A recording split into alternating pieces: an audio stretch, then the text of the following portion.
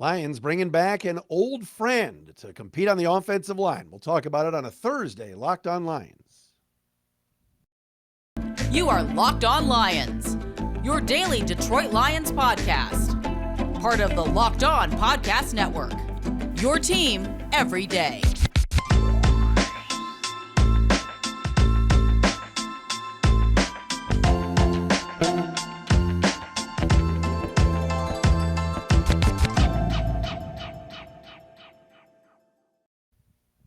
All right, here we go, everybody. It is a Thursday edition of Locked On Lions. Matt Dery with you on the Locked On Podcast Network on this, a Thursday, March 16th and a Friday, March 17th.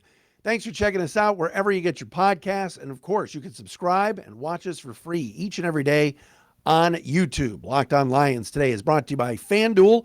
Go to FanDuel.com/LockedOn. That's FanDuel.com/LockedOn to learn more about that no-sweat first bet. Locked On Lions. We love being a part of the FanDuel family, the official sports betting partner of the NBA. Check us out on Twitter at Dery Speaks, D-E-R-Y Speaks, at Locked On Lions on Twitter, the Matt Dery Facebook fan page, and as I said before, the Locked On Lions YouTube channel. Coming up on the show today, I was wrong about something on my show last night, and I want to apologize for that.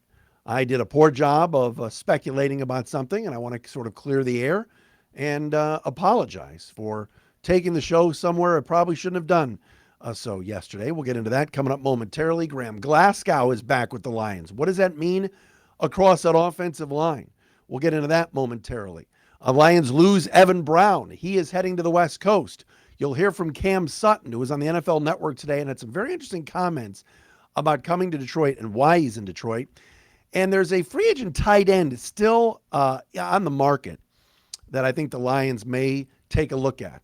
We'll get into that coming up here on the show as well, right here on Locked On Lions. Again, thanks for making us your first listen and checking us out wherever you get your podcast. But again, you can subscribe, watch us for free each and every day on YouTube, your team every day, Locked On Lions.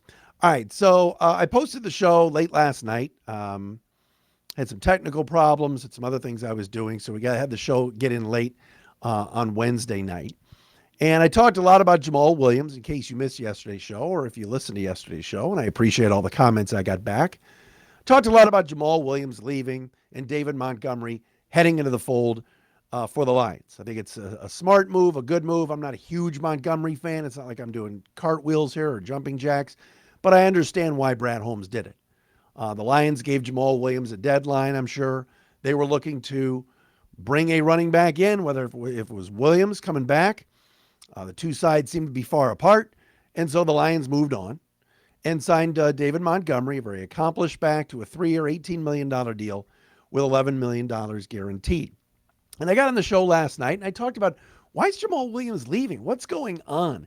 Could it be that maybe Brad Holmes didn't like the Pokemon shtick, or maybe Jamaal Williams was too, I'm not going to say selfish, but, he was different and certainly a different personality. And I speculated that why isn't Jamaal back? And did he rub Brad Holmes the wrong way? And that speculation was really, really poor on my part. I did a little research today. I hit up some of my contacts, and nobody agreed with what I said last night that I talked to today. Now, some fans might have agreed with it and said, oh, yeah. And I do think it's a little strange that he's not going to come back because Jamaal Williams was a folk hero here. He rushed for 17 touchdowns. He broke a Barry Sanders record. He rushed for 1,000 yards, and he's a good football player. But me speculating that maybe the Lions felt like Jamaal was strange or weird or the Pokemon shtick or the way he talked played a factor in that. I had no basis for that. And I apologize. I'm sorry that I took the show, kind of got down a rabbit hole that was, speculation based and didn't have any fact or truth to it. Look, I'm going to give you my opinion on this show. I'm going to tell you what I think, and I'm going to be wrong sometimes. I'm not a reporter. I'm not in Allen Park every day. I used to cover the team back in my radio days. I don't have the time to go down there a lot. They treat me well when I am there. I like the organization.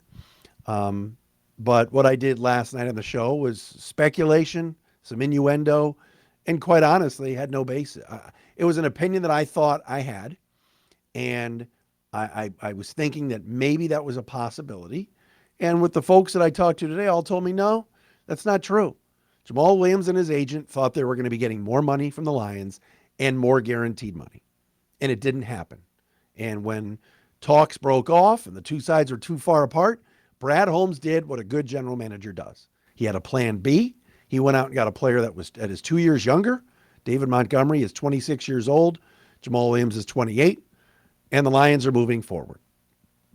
This is not a sentimental situation for Holmes. Would he want to keep all of his guys around? Sure. But the money has to fit. The value has to fit. And that's all this is. So I took the show to a place last night that was incorrect. And I'm sorry about that. I will not apologize for having opinions. I will never apologize for trying to be entertaining and having some fun on this show and telling you how I think it is. Last night, I had no real basis for that. It was more of a guess. And I don't want to do a lazy show. And so I still think they're going to miss Jamaal Williams. I am not sitting here telling you that I think David Montgomery is that much better than Jamaal Williams. He is better. And Montgomery said it today. He's salivating to play behind 3 Pro Bowl offensive linemen. It'll make him that much better. He's already a pretty good football player. And for the folks I talked to in Chicago, they loved him. Said he's a class act, a great kid, excited to be here, 2 years younger. And he got 3 at 18. I don't know what Jamaal Williams was asking for. Jamaal ends up getting 3 at 12 with the Saints. He gets $4 million. He gets, I believe, $8 million guaranteed. Maybe his agent was hoping for 12, 13, 14 million guaranteed. And the Lions got Montgomery for 11 million guaranteed. So it all worked out. Jamaal Williams has found another home, probably for less money and a worse team. Although the Saints, maybe with Derek Carr, will be pretty decent. And I'm going to miss him a lot because I really liked watching him play. I said this on the show last night, and I'll say it again. People that said, "Oh, Jamaal Williams is nothing but a backup running back," that's wrong. He earned his stripes this past year to be a starter. And when DeAndre Swift was out with ailments and injuries, Jamaal Williams was there every week and ran hard and played well. But sometimes it's about money and the agents and the teams moving forward, trying to better their situation in order to win. And that's all the Lions are doing. So I wanted to just get that off my chest in regards to that. As far as David Montgomery goes, this is a guy that can really catch it out of the backfield. And in the Lions offense, with Ben Johnson running the show and Jared Goff back for another year, Lions offense is predicated on play action, especially their passing game. They do a great job in the play action game. And David Montgomery can be a guy that can chip a linebacker or a safety blitz, then get out of the backfield and catch a pass. He'll be really good in play action and a part of the passing game. So I'm excited about that. And we'll see where this thing heads. But look, Jamaal Williams was a lot of fun, man. He was great for the city, and he loved the fans. It's a bit surprising to me that he's not back. Absolutely. So we'll see where all of this goes down the road. All right, coming up next, who's going to play right guard for the Lions? Well, they've got some competition for Halapoulivaati Vaitai if they want to do it, if they want to be give Vaitai some competition. They went out and signed. They're bringing back the band. They went out and signed one of their former players. We'll talk about that coming up next. We got to tell you first about our friends at FanDuel. NBA season's going strong. You got yourself NCAA tournament already underway. Who had Princeton today or Furman? You want to get on some of these late night games, the best place to do it is at FanDuel. It's also the midway point of the NBA season. Now's the perfect time to download FanDuel, America's #1 sportsbook, because new customers will get a no-sweat first bet up to $1,000. That's bonus bets back if your first bet doesn't win. You just download the FanDuel Sportsbook app. It is safe, secure, and it's super easy to use. Plus, FanDuel even lets you combine your bets for a chance at a bigger payout with something they like to call the single game or same game parlay. Same game parlay, lots of fun. Don't miss your chance to get that no sweat first bet up to $1,000 in bonus bets when you go to FanDuel.com/lockedon. That's FanDuel.com/lockedon to learn more. Make every moment more with FanDuel, the official sports betting partner of the NBA. All right, so a couple of weeks ago on this show, I said, and I think it was first brought up maybe by Jeff Risdon at Lions Wire. It wasn't my idea, but I did see it and I did mention it. That Graham Glasgow is going to be a cap casualty for the Denver Broncos, and he was. Denver, I believe, saved about $6.5 or $7 million. Glasgow was in the last year of like a $10, $11 million a year deal. And with the Broncos having a new coach and Sean Payton bringing in some of his own furniture in his own house, it was likely that Glasgow, who did not have a great year this past year playing some center and some guard for the Broncos, was going to be released, and he was. Well, he didn't sit on the market for very long because Graham, the former third round pick of the Lions, who spent multiple years here out of Michigan, signed a 1-year reported $4.5 million deal to come back and play for the Lions. It's rare. It's rare that a new regime, although they're now going into year 3, but a new regime will bring in somebody from the past or the old regime from bad teams. Now, Glasgow was on some decent Jim Caldwell teams. But Graham's coming back on a 1-year deal. And number one, I like it. Did not have a great year last year, like I said. PFF had him graded actually lower. I think he had a 61 grade and Evan Brown at a 64, 65. Lower than Evan Brown, who played most of the season at right guard when Halapoulivaati Vaitai went out with the season-ending injury. Now Vaitai is healthy. He's coming back. As of right now, March 16th at 9:11 at night, where I'm currently recording this podcast, Vaitai is still on the team. The Lions have not released Big V in order to save $6.5 million, which is also some similar type of deal that Glasgow had. So Vaitai, as of now, is going to get pushed a little bit, you would think, by Graham Glasgow. Glasgow was not signed for $4.5 million to just be a backup. I think the Lions have plans for him. I'm not sure what those plans are. He is still a serviceable guard. You put him next to Frank Ragnow and Penei Sewell, and I think he adds significant depth, which will be good. And maybe there's a competition between Vaitai and Glasgow. Maybe he's an insurance policy in case Big V tries to come back and just isn't the same player. But with Evan Brown gone now, as he assigned today with the Seattle Seahawks, congratulations to Evan Brown, who for the last 2 years really was a nice piece for the Lions. He had to step in 2 years ago for Frank Ragnow, played very well at center. Last year at right guard, not a great year by any stretch of the imagination. He was the weakest link, a link offensive on that offensive line. Furthermore, Graham Glasgow, Evan Brown had a good season and played some decent football for this Lions team. He is now heading to Seattle to take part in the Pete Carroll experience with the Seattle Seahawks. So congratulations going out to Evan Brown. Graham Glasgow, I like it. It's a 1-year deal. It's not an exorbitant amount of money. He knows this area well. He was a locker room favorite. The media loved him. Kyle Meinke at MLive, Justin Rogers, Detroit News, they love that guy. So Graham Glasgow, the pride of Michigan, is coming back, and I would assume would be competing for the right guard spot. He's been a starter in this league for a long time. Now, maybe he's not as good as he used to be. Getting up there in age, now over 30, but I like this pickup for the Lions, and it's another show-me 1-year contract. And they need depth along the offensive line. They got Matt Nelson coming back, but Tommy Kramer is still unsigned. Good opportunity, I think, for the Lions here to add a veteran piece who wants to be a part of a winner. And that's exactly what Graham Glasgow is. Earlier today, I was watching the NFL Network, and I caught Cameron Sutton, the newest Detroit Lion, on NFL Network. I want to play this clip because I really like what Sutton had to say about coming to Detroit. And again, it's rare. We're just not used to this. Lion players or new signees just talking about the culture and winning. It's like, what organization is he talking about? I absolutely love it. But Cam Sutton was on NFL Network earlier today. And check out some of this audio. We'll play this for you right now. I'd also love to hear what your perception of Dan Campbell was from the outside. right? When he became the coach of the Lions, I think everyone kind of understood what he was all about, right? Toughness, grittiness, competitiveness. Yes, sir. When you were there with the Steelers, and you saw Dan Campbell get the job in Detroit, what did that sound like to you? What was your perception of it? We've crossed paths with Detroit in Pittsburgh over the years, year in, year out, whether that's been the regular season or preseason.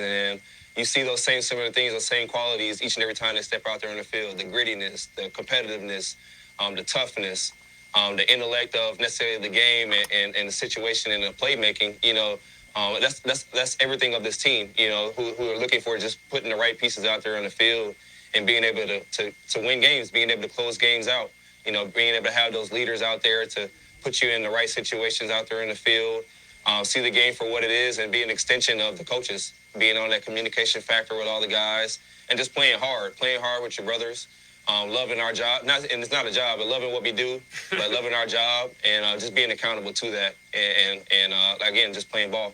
I like that distinction. Love our job, not a job, but love what we do. And that is play football there in Detroit for a 100%. team, won 9 games a year ago, is really knocking on the door of this division. How do you see the opportunity for this franchise to become, the standard setter and the standard bearer in that division based on, guys that have come in and guys that have left in terms of that division hierarchy? You're talking about handling business in the division. Those are guys that you're going to see twice a year throughout the duration of a season. And just setting the tone, that's the start. The legacy of the history of just the style of play, the game, and where it's going to go. You're bringing in, guys year in, year out, to play this game at a high level. So just that overall competitiveness, knowing what this organization, let alone just of this division, what everything brings, and just of the longevity in it, you can't help but want to be a part of that. You want to be a part of special games, special atmospheres, special crowds and cities, and then let alone just in the moment. These are games and legacies and organizations who are always in the limelight or just always in great opportunities. So why not be a part of something special? Cam Sutton on the NFL Network earlier today. It's amazing, isn't it? How much fun is this as a Lions fan? You have players talking about something special, wanting to play for Dan Campbell, wanting to be here. It's awesome. Sounds like a great kid. I'm excited to watch Cam Sutton play. I love that pickup. Sounds just like a guy ready to come in and do his job and be that cornerback that can shut people down. And just talking so glowingly about this situation. It's refreshing, isn't it? It's amazing. All right, I got a tight end I'm thinking about for the Lions. We'll discuss that coming up next. All right, so real fast, you look at the tight end room for the Lions right now after T.J. Hockenson, of course, was traded a year ago. And they're bringing back 3 guys that I wouldn't say are – you could argue that all of them are second stringers. Like Brock Wright really came on and played very well. He's a good blocker. He made big plays last year, including in the passing game against the Jets. But Brock Wright is not necessarily a lock starter as a tight end in the NFL. He's certainly improved. He's played well. He's back. James Mitchell, of course, mid-round pick last year of the Lions. Had some decent moments as a rookie out of Vatech. Interesting player.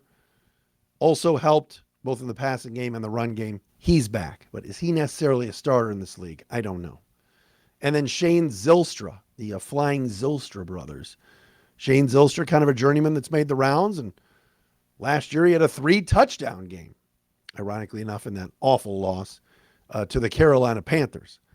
There is a free agent tight end. There's a bunch of free agent tight ends still out on the market right now, including Dalton Schultz, who I can't believe hasn't been brought back by the Cowboys yet. And I'm not saying that's where the Lions are going to go.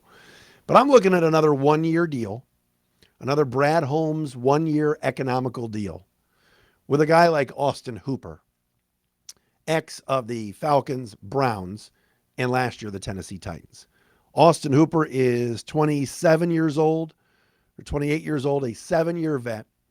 Last year in Atlanta, caught 41 passes for 444 yards and a couple of touchdowns. He was signed to a pretty big deal a few years ago by the Browns, and that was a cap casualty before last season because, quite honestly, David Njoku was there as well. Njoku had outplayed Hooper for a couple of years, and the Browns moved on from him. He signed a one-year deal with Tennessee, and I think he's serviceable. I think he's athletic. He can catch the football. And I could see the Lions taking a flyer and a one-year deal on a player like Austin Hooper. Good in the locker room, not a great blocker, so he might not fit that Dan Campbell mold. But why not add another pass-catching tight end, veteran, and have him push these other guys for a roster spot? It's a thought. All right? He's one of the better players, one of the better tight ends still available. And it wouldn't cost you much. We're now, 4 or 5 days into free agency? A one-year deal to look and see if anything is left under the hood with Austin Hooper would not bug me at all. I think they need to add another tight end. Look, they could draft one and go that route. This is a great draft for tight ends, but I could see a signing like that take place with this organization. A guy like Austin Hooper might be able to help this organization, especially in the passing game. All right, thanks for making us your first listen. Locked On Lions, your team every day. We're back again tomorrow.